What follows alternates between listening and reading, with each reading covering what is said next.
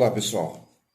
Eu estava assistindo a série da Globoplay, Caso Evandro, novamente essa semana, e no episódio 3 me deixou assim muito encucado umas coisas que eu presenciei ali, vi analisando, e trouxe para a gente analisar junto.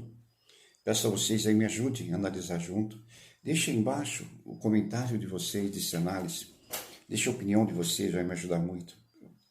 Vou responder, vamos debater, vamos conversar. A gente tentar entender esse episódio. Episódio 3, o caçador das bruxas. O caçador das bruxas.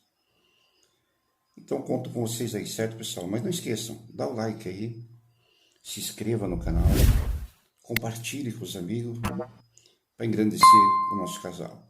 Lembrando que não é a série completa, não é o episódio completo, é parte do episódio onde eu quero analisar, é parte do episódio da série Caso Evandro da Globoplay.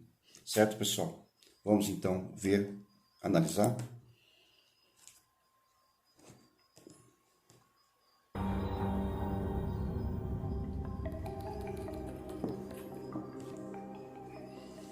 Bom, eu quero apresentar para vocês um engenheiro civil, Diógenes Caetano, filho do ex-prefeito Diógenes, que foi o grande responsável pela elucidação deste caso. Estou aí, pessoal. Foi o grande responsável pela elucidação desse caso. Ó. O grande responsável, hein? Não foi a justiça, foi o Diógenes. Não foi o Ministério Público, foi o Diógenes. Não foi vocês não, promotor, foi o Diógenes. Não fosse a obstinação, a coragem, a raça deste moço, dificilmente se chegaria até a mulher e a filha do prefeito.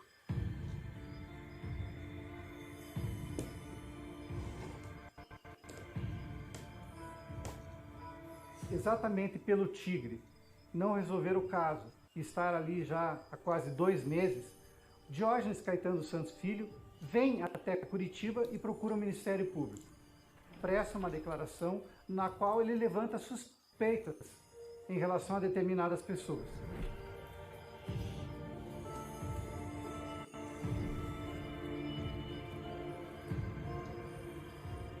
O fato do Diógenes ter sido policial por 11 anos, 1 ano como policial militar e 10 anos como investigador da Polícia Civil, sem dúvida trouxe uma enorme credibilidade para o depoimento que ele dá ao Ministério Público.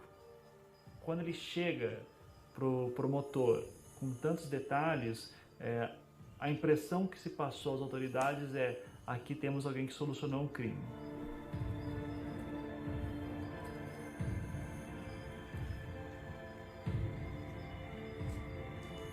Com essa declaração, a promotoria pede com que o Grupo Águia fosse até Guaratuba e fizesse levantamentos investigativos com base nessa declaração de Diógenes e outros elementos. Então preste atenção, pessoal. A promotoria acatou a acusação de Diógenes e mandou o Grupo Águia, uma polícia militar, uma polícia de repreensão, não de investigação. Porque disseram que o Grupo Tigre, que estava investigando, não tinha achado nada. Poxa, eles estavam investigando, pessoal. Eles estavam vendo atrás. Já estavam há meses investigando, correndo atrás, tentando achar. Eles tinham suspeito, já vai aparecer o suspeito de quem era eles. Mas o Diógenes foi lá, denunciou, e a promotoria já fez um erro aí. Porque quem investiga é a Polícia Civil. A PM é repreensão, não investigação. Escutam aí, pessoal. O Diógenes prestava alguma informação de conhecimento que ele tinha na cidade pra gente, né? Que nós não tinha nenhuma outra pessoa. Então, eu investiguei muitos crimes de outras... Pessoal, eu vou voltar só um pedacinho aqui para vocês verem aqui uma coisa.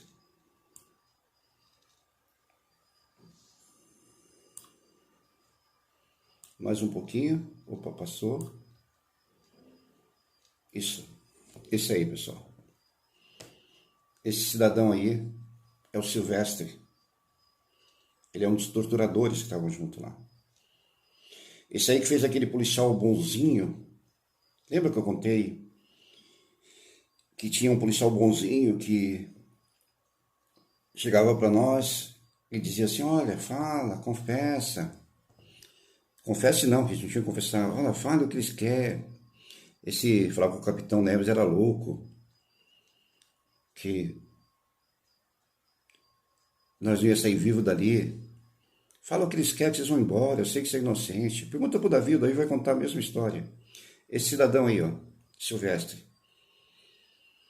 Eu até achava na época que ele era bonzinho em momentos. Mas na hora das torturas, isso tirava o capuz, falava com a gente. Foi um rosto que eu vi bem. Do policial bonzinho. Mas na hora da tortura, pessoal, eu reconheci pela roupa, pelo sapato próprio dele, pelo jeito dele, pela voz. Foi um dos torturadores também. Aí eu falo assim, uma coisa que eu quero que vocês analisem.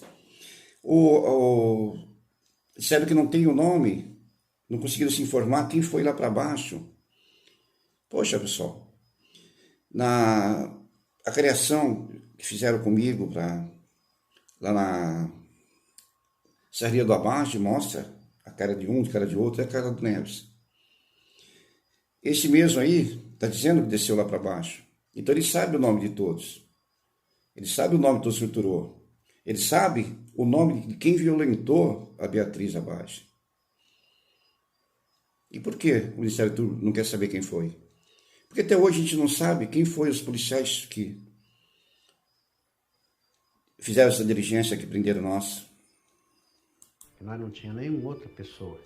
Então, eu investiguei muitos crimes de outras pessoas Silvestre. que não têm nada a ver com a nossa família. Por que eu não investigaria o crime da minha família, envolvendo a minha família, numa cidade pequena, onde eu conheço todo mundo, eu sei o que eles fazem? É lógico que eu queria investigar. Então, eu não vejo nada de anormal nisso, por eu ter apontado o criminoso. Acontece... Quando eu desci para fazer... Pessoal, olha o que o Jorge fala. Quero que ajude a analisar isso aqui. Ele diz que uma cidade pequena, uma cidade que conhece todo mundo, ele não viu nada de errado ele apontar quem ele disse ser criminoso. Ele acha que era o dever dele apontar. Só que o dever do seu Jorge, ó, ele fez uma acusação no outro vídeo que eu pus, que viu o Sérgio Cristofolini raptando o menino no show de Moraes Moreira, se não me engano foi em fevereiro. Mas, ó, não falou nada.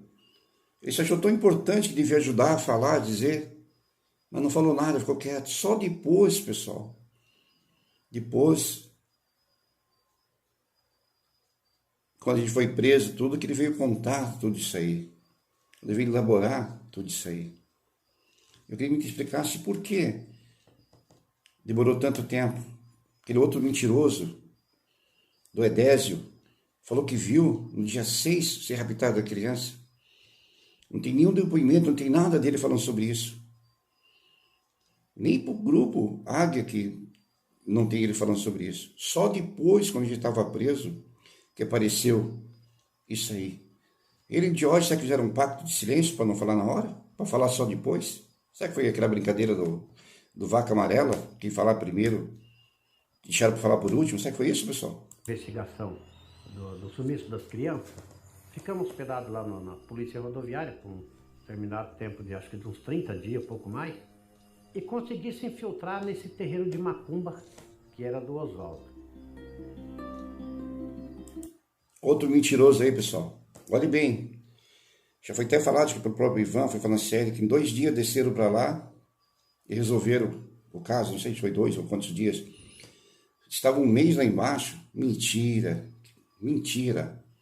Realmente teve sim um pessoal do Grupo Tigre. E eu não tinha terreiro também. Eu tinha uma sala e eu dava palestra, dava aulinha, mas não tinha terreiro montado.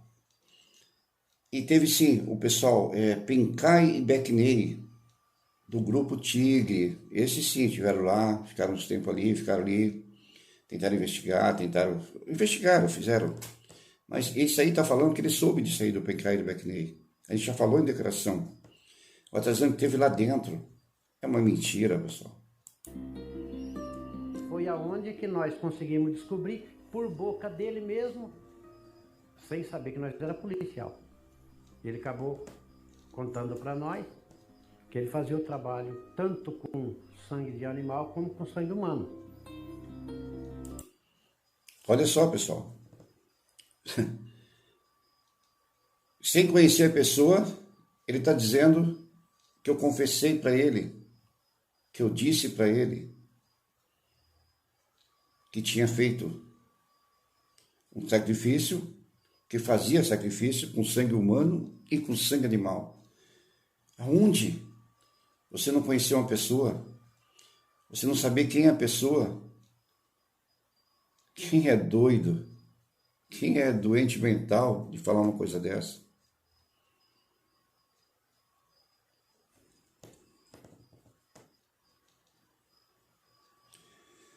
Fica até sem saber o que falar, pessoal. Ele dizer que eu falei para ele. Imagine, não conhece a pessoa, disse que estava um mês ali, eu falo, ô, cara, vem cá, eu faço sacrifício de sangue, eu mato.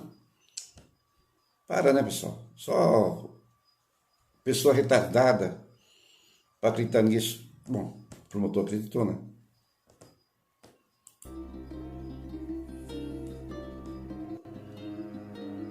Na casa do Oswaldo Marceneiro, foi arrecadado pela Polícia Militar um alquidar de barro, cerâmica, tá? E esse alquidar também havia um resquício de sangue. Recolhemos, foi levado lá para a delegacia e foi para a perícia esse sangue. Ele concluiu que aquele era sangue humano, mas que em razão da pequena quantidade não tinha como ele afirmar que era do menor Evandro. Pela manhã, a equipe que investiga... Disseram que acharam alguém em casa, tinha um sangue humano no alguidar, mas a perícia não conseguiu dizer que sangue que era. Vocês acham, pessoal, se tivesse achado um alguidar com sangue na minha casa? E olha o tamanho um facãozão que apareceu, que eu nem sei de onde é aquele facão. Diz que é a arma do crime. Que foi feito com aquele facão. E não tinha nem marca de sangue no facão. O facão... Acharam o que dá com sangue, o facão. E não fizeram nem exames no facão para ver se tinha digital, se tinha alguma coisa. Que polícia, hein? Que investigação, pessoal. Fala aí, ó. A morte de Evandro Caetano encontrou uma nova prova para o caso. Manchas de sangue numa parede do escritório da serraria do prefeito de Guaratuba. Na serraria do Doutor da Vagem, diz que na parede tinha uma marca de uma mão com sangue. Nossa, pessoal, quando saiu aquilo, foi um Deus nos acuda. Que nós apanhamos. E que era a marca que um de nós sujou a mão de sangue, sujou na parede, passou mal, se encostou, assim foi as histórias mirabolantes que a imprensa esparramou. Tanto que levaram isso aí como prova. Aquilo alguidar que não tem nada, é a prova, e se cortaram a parede. Que eu vou soltar um pedacinho para vocês escutarem.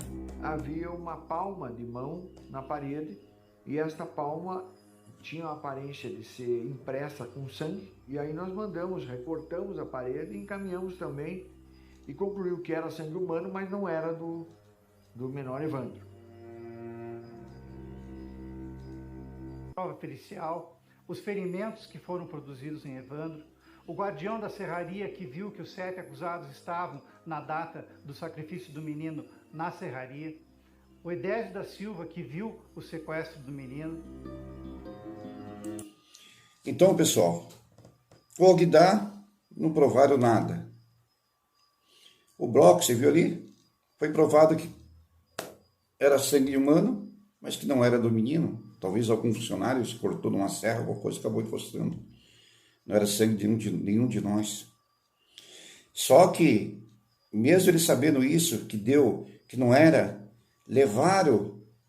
Vocês vão ver a parte que tem, eu não tenho aqui agora, mas a parte, eu posso mostrar para vocês depois, a parte, pessoal, do julgamento no júri, o promotor teve coragem de mostrar aquele broco por sangue para enganar os jurados, para iludir os jurados que era a marca de sangue. Só que não demonstrou, não falou que não era isso, não. Essa foi as provas.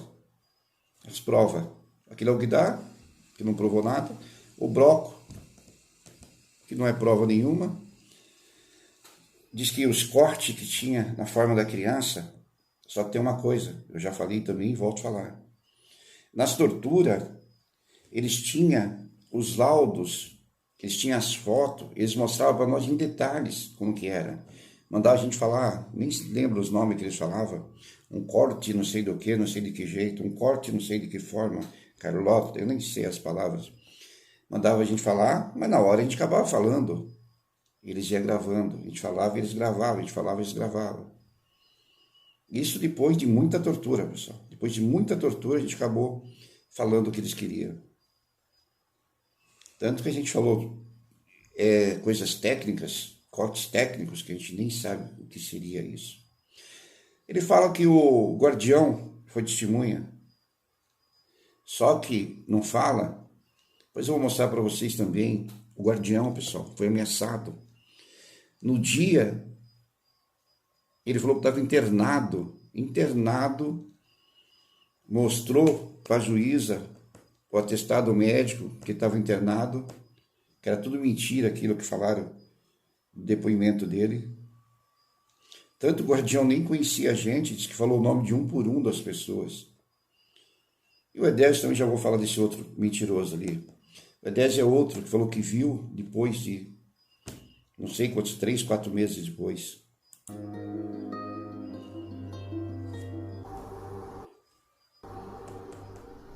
Existia uma fita na qual os pais de santo confessavam terem matado também Leandro e sequestrado Leandro.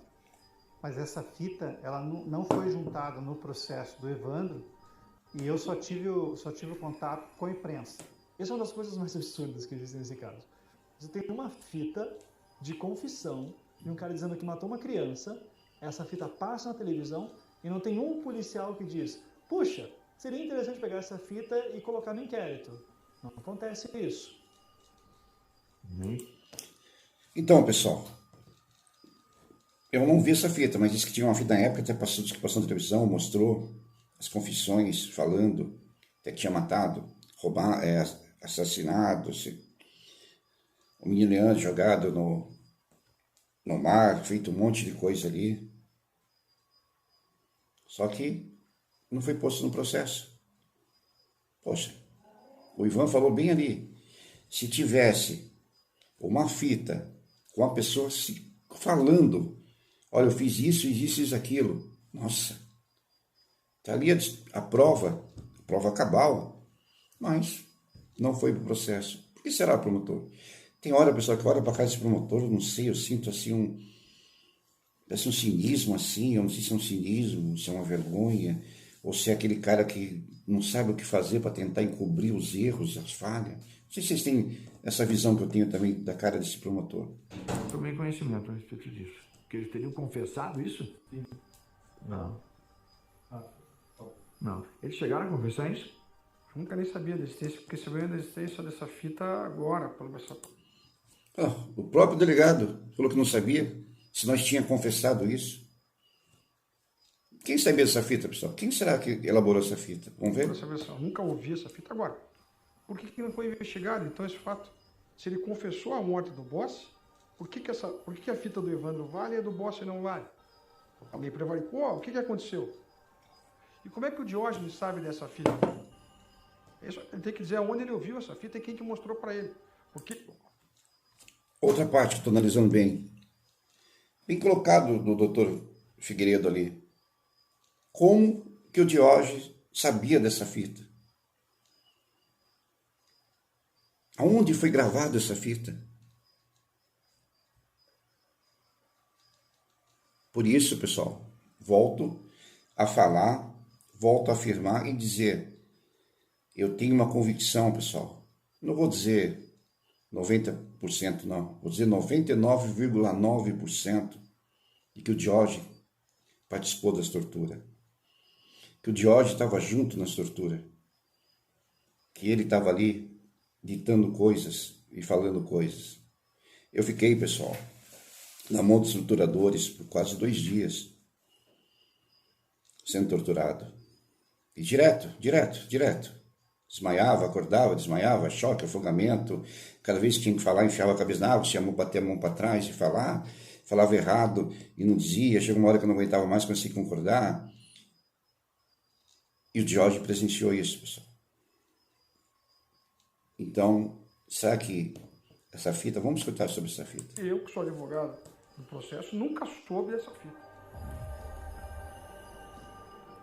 O Vladimir Nascimento dá um depoimento afirmando que essa fita teria sido entregue para ele por intermédio do Diógenes, que conhecia os policiais do Grupo Águia, só que a gente não tem registro da matéria, a gente não tem registro da fita, ele não ficou com uma cópia, se ficou, jogou fora, a gente não sabe. Se tinha essa confissão, na verdade, ela teria que ser utilizada. Agora, só que o delegado era o Luiz Carlos Oliveira, né? Promotor. Se tinha essa foto, tinha que ser usado. E por que não usaram? Por isso que eu falo, a cara desse promotor aí, olha, pessoal. Eu não sei se é deboche, eu não sei se é... Sei lá, entrou pelo bonde, pela janela, saiu pela porta, nem sei falar. Então, aonde que o Diógenes conseguiu essa fita? Quem deu pro Diógenes essa fita para ele dar pro repórter? Será que... Como que o Diógenes tinha essa fita? Aonde ele conseguiu, pessoal? E se ele conhecia o pessoal do Grupo Águia, como eu disse ali? Por que ele não falou o nome? Porque até hoje ninguém sabe quem é o nome dos torturadores. Ninguém sabe. Sabe que uma operação desceu de Curitiba para Guaratuba, que prendeu, que apresentou, que disse que entregou para o Ministério Público, mas ninguém sabe quem é essa equipe. Ninguém sabe quem são esses PMs todos. Ninguém sabe, diz que não tem relatório, não tem o nome deles. E não tem, pessoal. Quando você prende uma pessoa, leva, você entrega esse preso para alguém responsável, ou um delegado, um presídio, uma coisa. Cadê esse recebimento? Onde eu fiquei esse tempo todo? Isso aí eles não falam. Dizem que eu fiquei no quartel de Matinhos. Fiquei, fui lá sim, mas isso já... Lá no dia 2, à noite, onde eu fiquei a noite toda, o dia 1º, a madrugada inteira, o dia inteiro, a noite inteira de novo, para chegar na madrugada do dia 2 e ir para lá. Onde eu estava? Na chácara, no ninho da águia, sendo torturado, na casa do Strauss, sendo torturado. Estava ali. Na verdade, tendia a pegar e só atrapalhar em relação ao caso Evandro. Essa fita apontada por Diógenes Caetano nunca chegaram às minhas mãos e acredito até que não exista. Na verdade, essa fita também é uma mentira de Diógenes. Pessoal, analisa outra coisa. O promotor diz que o delegado Carlos atrapalhou a investigação. Opa! Atrapalhou por quê? Porque ele viu minhas marcas das torturas nas minhas costas e pôs no papel. Ah, não era para ter posto, não era para ter contado. Porque foi a única pessoa que me olhou dentro dos meus olhos e perguntou se era culpado ou inocente. A única pessoa que correu atrás, queria a verdade. Ele atrapalhou. Ele foi até tirado do caso, pessoal. O sistema é poderoso. Poderoso mesmo. Uma acusação que é feita a todo momento pela defesa, como forma de se defender, como é que chegou nesses 7 pessoas, é a ideia de que o Diógenes teria sido o grande arquiteto da acusação. A prisão ocorre pelas elucubrações de um sujeito que era inimigo capital, figadal, eu diria, da família Baggio, elucubrações de um maluco. Esse tipo de processo, esses erros graves do judiciário, normalmente começam pela boca de um maluco, que fala uma bobagem imputa fatos desairosos à honra de alguém, uma conduta, e alguma autoridade dá crédito a esses malucos e acaba gerando isso aí.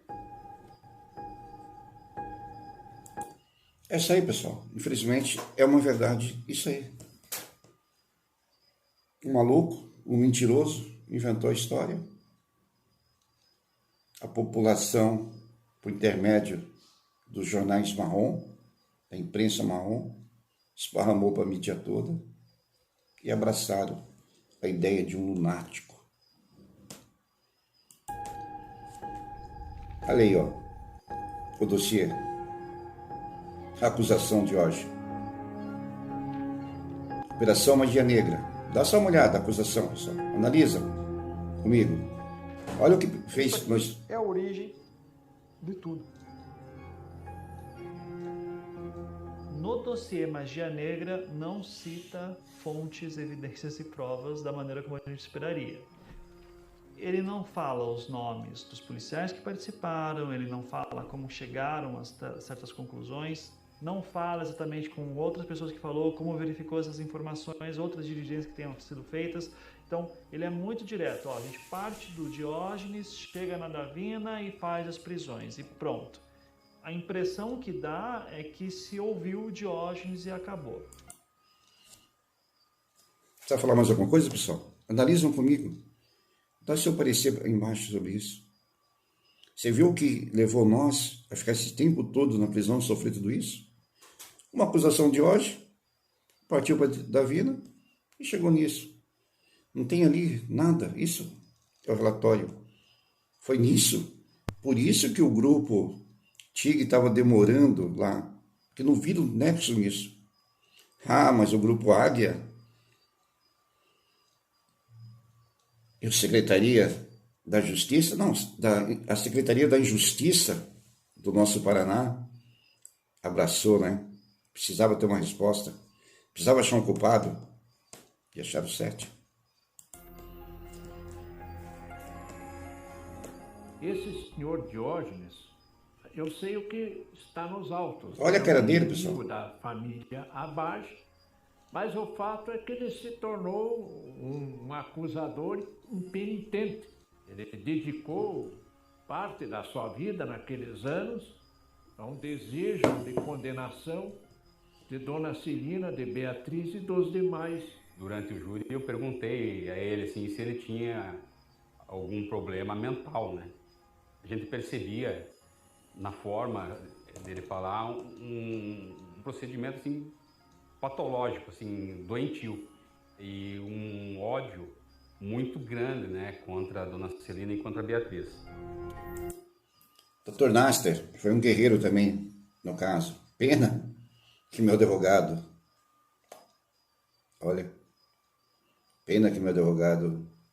não me defendeu. Nem sei o que ele estava fazendo. Na época, o doutor Augusto Figueiredo Bastos não fez o meu julgamento, por motivos que ele, e foi passado por um outro advogado. Eu podia até falar o nome dele, mas não vem ao caso aqui agora, pessoal. Mas eu digo para vocês, olha, ou deu amnésia nele, ele esqueceu como que se advoga, né? Ou sei lá o que aconteceu, sabe? Não sei. Ou o sistema é mais forte do que tudo.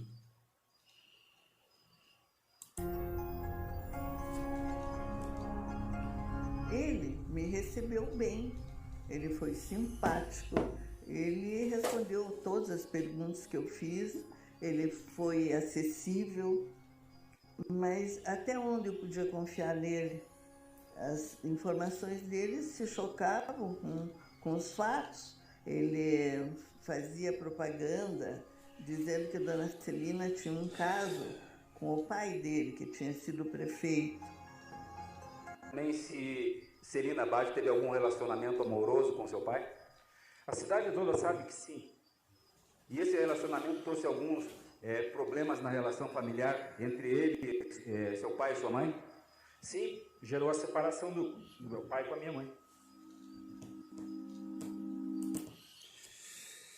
O Diógenes sempre usou isso, acusou isso, para deformar a família Bage, para deformar a dona Celina Bage, que o pai dele e a dona Celina teve um caso onde gerou a separação do pai e da mãe dele, e ele se revoltou, cresceu com isso na cabeça, cresceu, sabe, pôs uma coisa na cabeça e que tinha que ser aquilo e aquilo.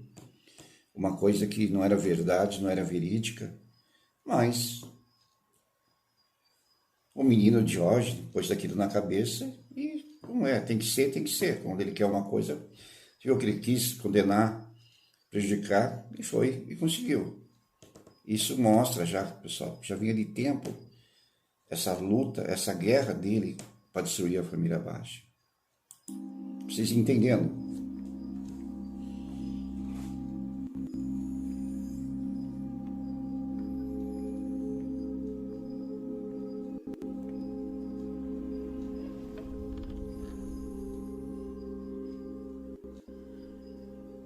Não sei nem por onde começar. Olha, a mente desse rapaz, Diógenes Caetano dos Santos Filho, é doentia mesmo.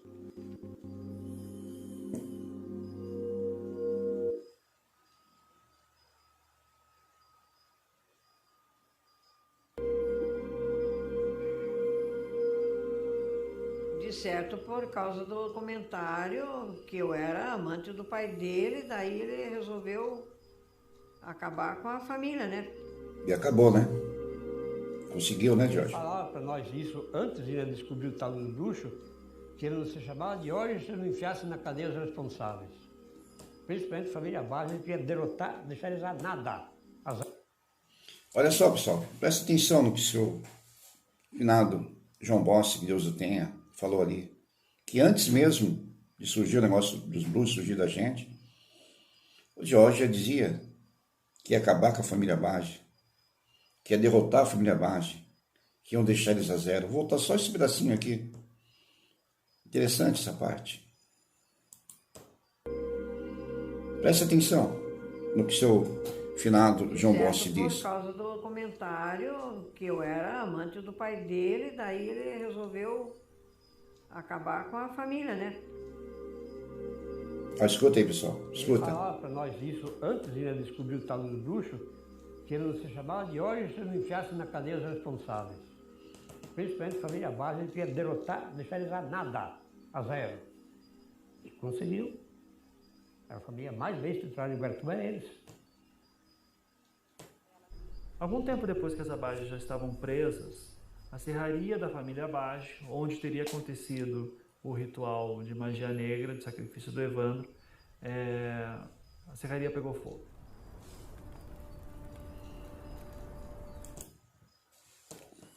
Pessoal, só mais uma vez que não me entra aqui na cabeça. Seu boss dizendo, antes de surgir qualquer coisa sobre sacrifício, sobre bruxos, o Jorge já falava sobre isso. De onde será que veio essa história? De onde que veio? Analisem comigo. Põe aí embaixo para mim, me ajudem. Outra coisa que eu quero aproveitar e falar para vocês aqui. Essa aí é a serraria da família Bage. Se vocês olharem lá no fundo, tem um baita mata extensa. Tem um rio, um mangue ali, que pisar se afunda todo. Eles tinham uns barquinhos de carregar madeira ali. Poxa, pessoal, qual idiota, se tivesse feito qualquer coisa que eles acusam que feito ali, ia atravessar pelo asfalto a cidade inteira para jogar em outro lugar, onde falaram que jogaram. Ia carregar um corpo pela cidade inteira, um corpo sangrando, e arrumando um vestígio de sangue pela cidade inteira, que até hoje ninguém achou vestígio de nada. Nada que ligasse a gente, nada. Por quê? Não iam jogar no mangue, enterrar no mangue ali? Por que não ia atravessar por meio do mato do outro lado, onde ninguém nunca mais acharia? Tem que ser... É coisa para pensar, né, pessoal? Pra vocês poderem analisar e pensar e ver as mentiras todas aí. Atrás da serraria você tem um espaço para barcos atracarem, porque tem um rio atrás. Chegaram 2 pessoas de barco, mascarados, renderam as 2 pessoas que estavam na serraria, prenderam elas, amarraram, jogaram diesel pela serraria e botaram fogo e saíram correndo.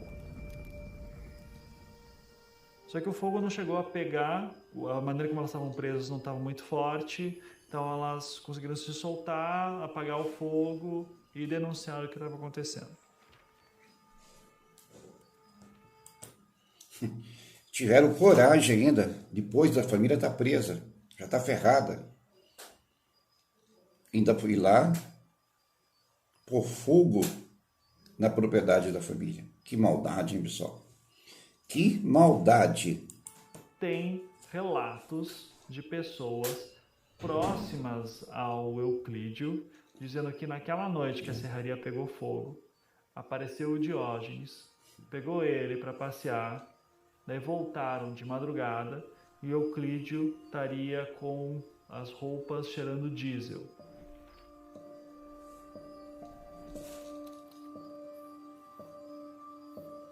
E que inclusive a ex-companheira do Euclídio naquela época chegou a falar que o Euclídio começou a chorar e dizer: meu Deus, a gente botou fogo na serraria, e que o Diógenes teria feito isso.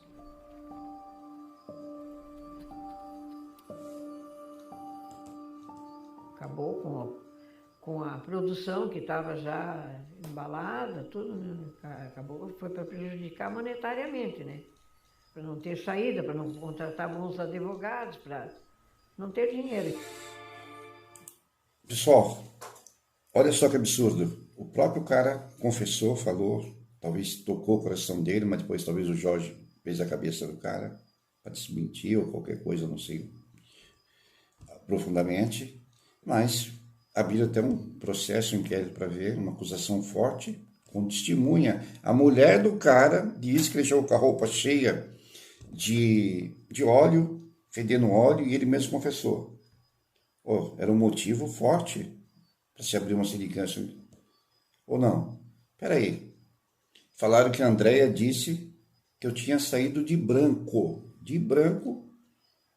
Isso já foi indício, já foi uma prova de que eu era culpado. Usaram de prova porque eu saí de branco.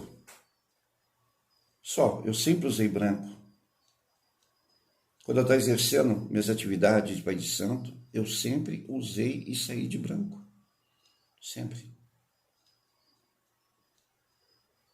Eu andava pela cidade de branco. E só porque eu usei o branco, porque eu usava branco, que ela disse que eu saí de branco, também não é uma verdade, aquele dia eu não saí, eu estava comendo dobradinha. Mas já foi o motivo. O promotor falou: opa, ó, saiu de branco, prende o cara. E o cara chegou fedendo óleo, com testemunha, a mulher falando, e o fogo, tinha o fogo, foi concretizado que foi queimado. Mas isso aí não foi motivo, né, promotor? Isso aí não foi motivo, não era interessante para vocês. O que determinou a prisão de Celina e Beatriz foram as denúncias feitas por um inimigo político à época, na cidade de Guaratuba, e também um certo atropelo dos policiais militares em querer trazer à opinião pública culpados, sem a necessária busca das provas que são fundamentais para o descobrimento da verdade. Sobre o Diógenes, olha o que falou ali, pessoal. Um atropelo da polícia militar para levar para a mídia, informar para a mídia, sem ter provas de nada. Não apresentaram prova de nada, nada. Interessante a gente notar que quando ele faz a sua denúncia para o Ministério Público em 29 de maio, ele já está há um bom tempo como um rival político, porque ele já estava numa campanha contra o Aldo Abaggio há muito tempo. A escolha da criança pode ter sido influenciada pelas denúncias que eu, Diógenes Caetano, parente da vítima, fiz quanto a essa administração do Aldo Abaggio.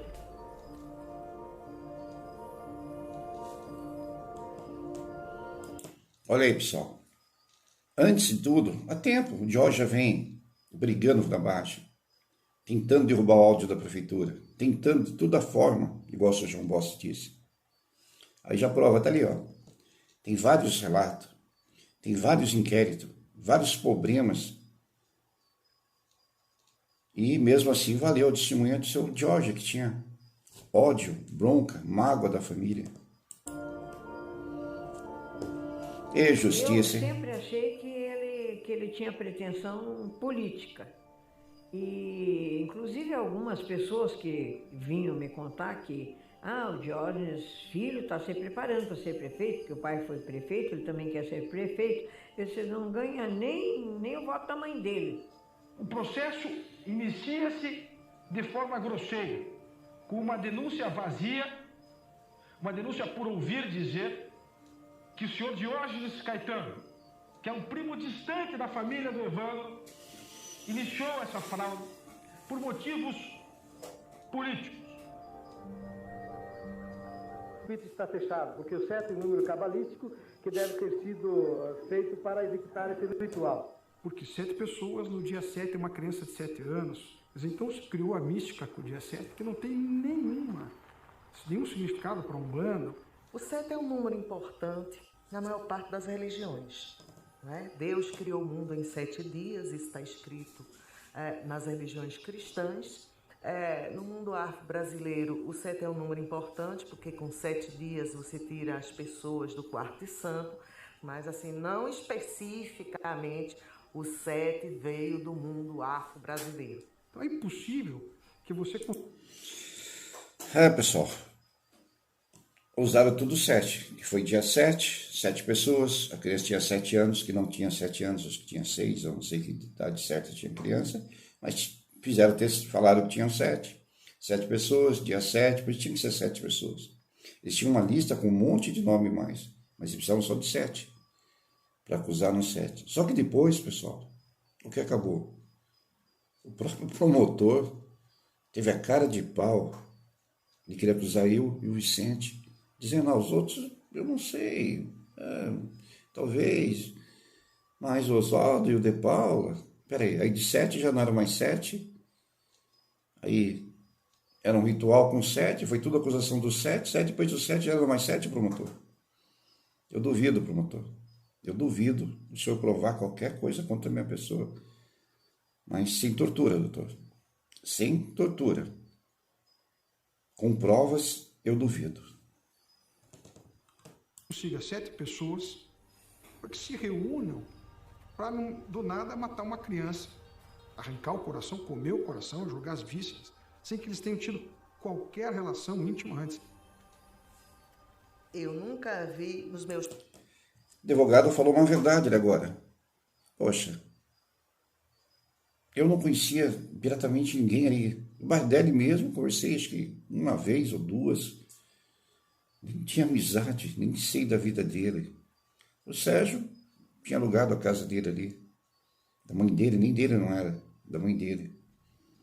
O Davi conhecia ali.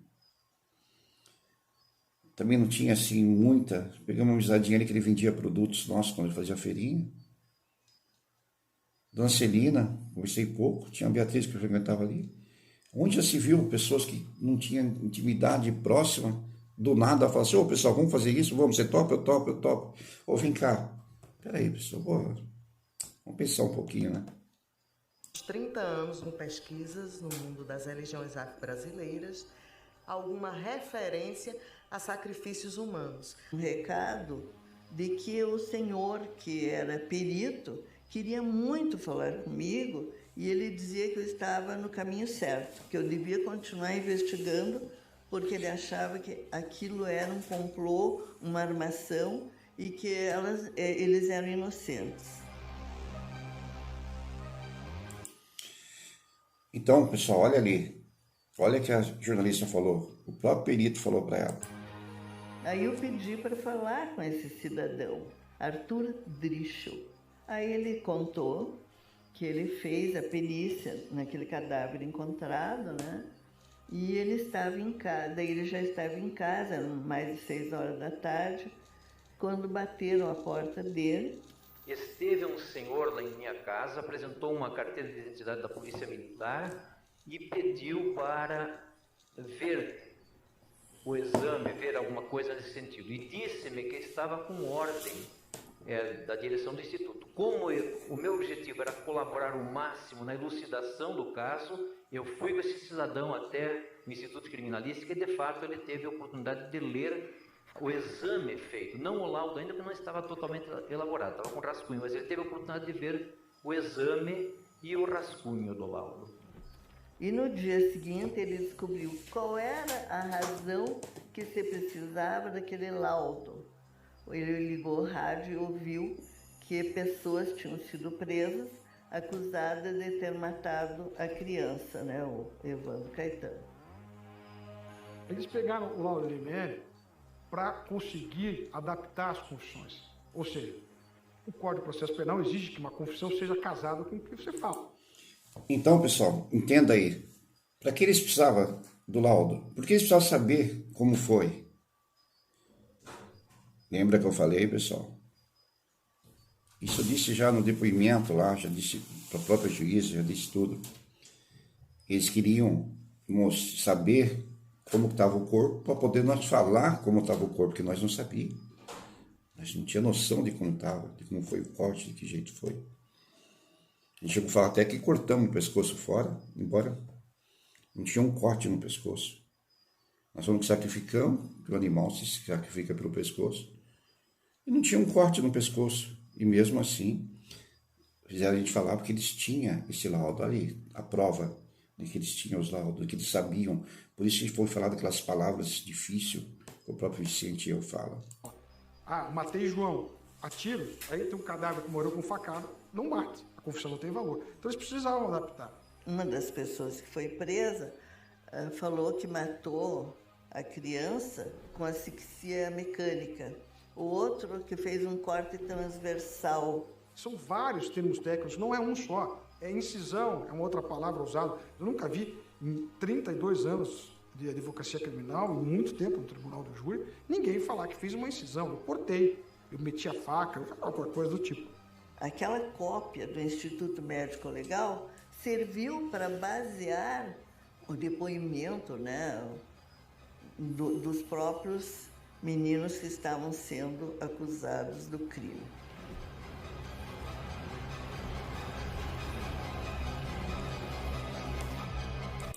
Então foi isso aí, pessoal. Olha ali. Tá vendo aí? Mas como que eles falaram certinho os cortes? Como que eles falaram? Opa, ninguém ia falar aqueles nomes, nem acabei de escutar e nem sei dizer de novo. Mas na hora ali, foi em cima, repete. Complicado. Complicado mesmo essa nossa justiça. Por que é feito isso? Porque eles sabiam que a prisão era sem ordem judicial. Então, eles precisavam esquentar as provas. As prisões foram feitas de modo absolutamente ilegal. Não houve prisão, houve sequestro. Porque não havia ordem judicial para prender essas pessoas. Além de não ter ordem judicial, não tinha nem mandato de prisão. Nós somos sequestrados. Não tive mandato. Eu assinei o mandato depois, não sei que horas, tem tanta coisa depois lá na tortura que eu nem sei o que nenhum momento eu tive um mandato de prisão me apresentaram. Nenhum momento falaram para mim que eu estava preso. Falaram que era um matador profissional, que eu ia morrer. Nenhum momento, quando eu perguntei várias vezes, poxa, mas eu não posso ligar para alguém, ter um advogado, ver alguma coisa? Ele sempre dizia, o único direito que você tem é o direito de não ter direito a nada. Nossa Constituição, pessoal, foi rasgada por várias vezes aí, pela própria promotoria de mandar a polícia militar, a polícia da ditadura, a escolinha da antiga ditadura que rege até hoje. Temos que tomar cuidado com essa ditadura escondida por baixo do pano aí, pessoal. Eu estava na casa do seu Sérgio Cristoforini, aniversário do filho dele, do Manuel, o menino dele. Eu estava lá, chegou dois senhores, me chamaram na porta, no portão.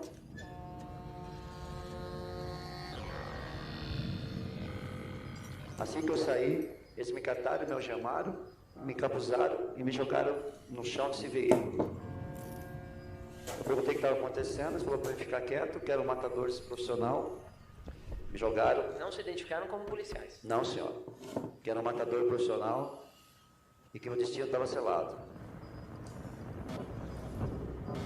Dali fui levado por um local E nesse local, eu perguntava o que era, falava, seu destino está selado, você vai morrer, somos matadores profissionais.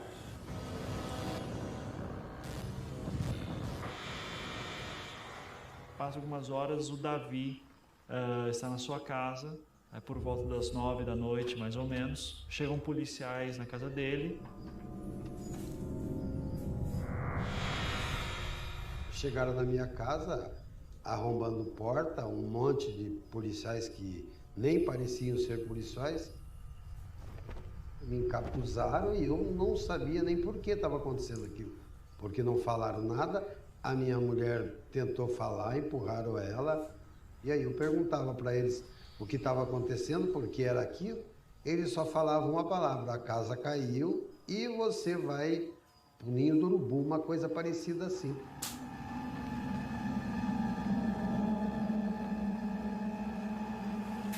Ninho da Águia, ficamos Se cobrindo você depois. olhar só pela ótica de materiais produzidos pelo Grupo Águia, a gente já tem incongruências que chamam a atenção. Então, por exemplo, o Oswaldo sendo preso à noite do dia 1º de julho, ele demora pelo menos algumas horas até fazer algum depoimento oficial.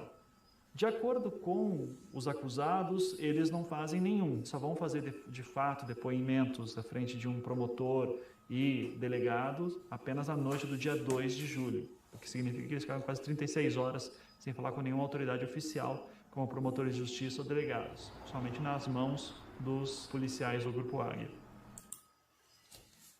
O que será que nós estávamos fazendo na mão deles, hein? Diz que não tem tortura. Nós estávamos ali, o quê? Jogando baralho, jogando sinuca, assistindo uma sessão, um filminho, igual o promotor disse, sessão de cinema não era, então sessão do que, doutor?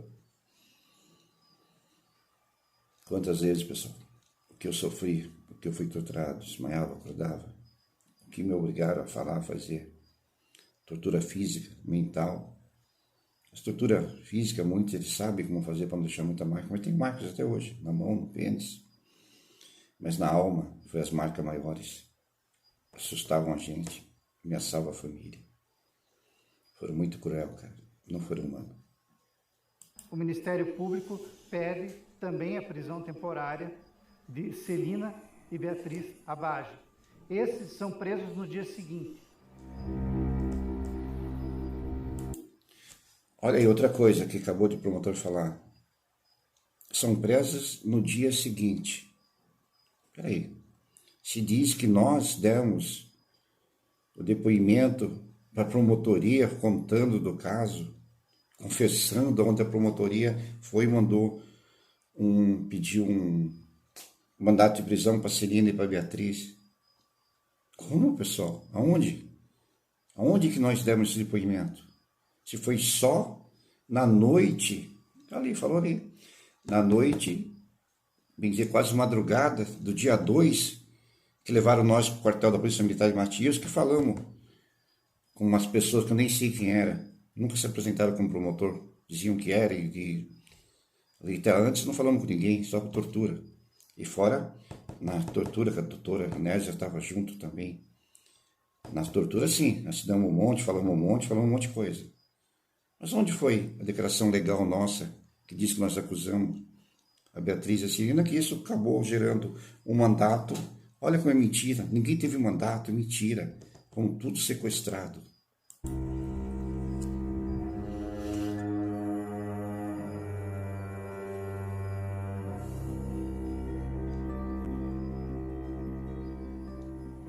Entraram na nossa, aquele barulho na porta, já foi entrando.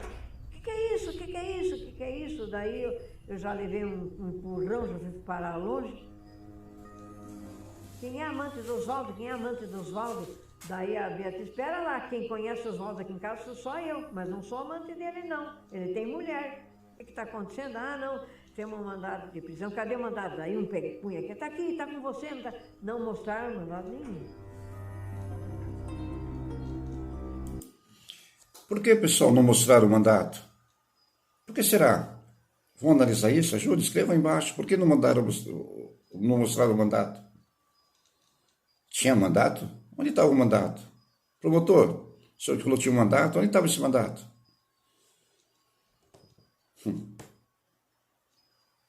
Nossa justiça é problema, hein, pessoal? Algumas poucas horas antes de tudo isso, o Vicente de Paula Ferreira está em Curitiba. Chamam os policiais militares e prendem ele e levam ele já para um batalhão que tem ali perto. Lá ele é interrogado brevemente e falam: você vai agora para Guaratuba. Por que o Vicente foi interrogado no batalhão da Polícia Militar?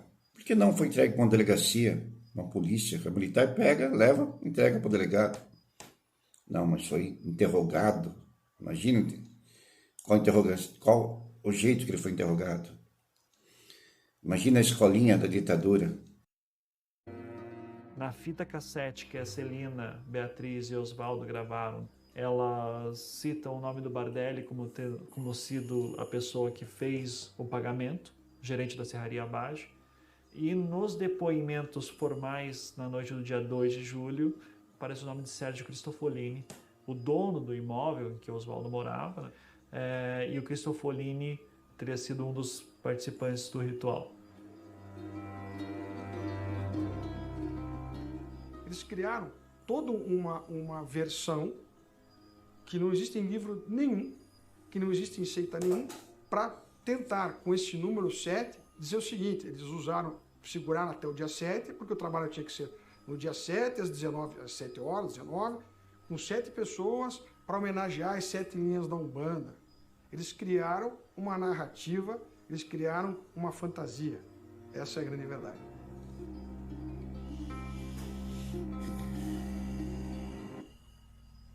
Olha, por que eu assinei essa confissão? Eu assinei para não morrer. É exatamente essa palavra. Assinei aquele papel para não morrer. O ser humano diz que não tem medo de morrer antes da morte. Mas tem sim, pessoal. O ser humano é o único animal que tem medo da morte.